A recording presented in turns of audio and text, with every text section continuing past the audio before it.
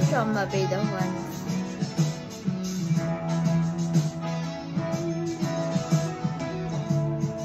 Nung nag-teaser on the Host para sa bago nilang kanta, iniisip ko na baka inspiring na naman or baka about sa childhood.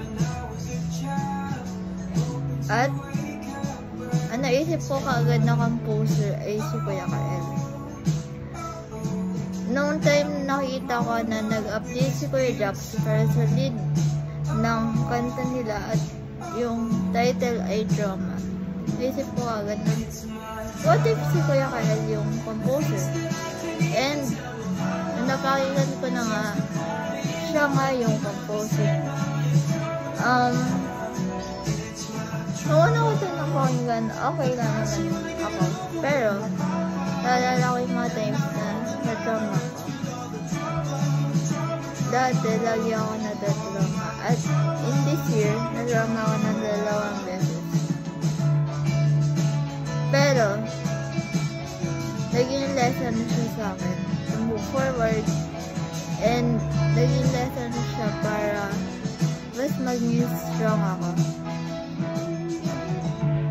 At actually, yung isang drama ko this year ay naklina. Nasabi ko sa person na yan kung ano yung mga dahilan bakit ako na-drama, at kinary ko yung drama na yan for about 4 months.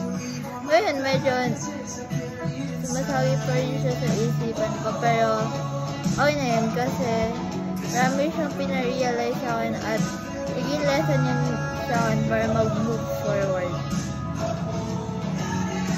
Hope your traumatic experiences turn into a testimony at maging lesson nyo lang siya sa mga susunod na dito sa buhay nyo. I encourage you to stream trauma and kalimutan nyo na yung mga trauma na yun at mag-move forward na lang kayo.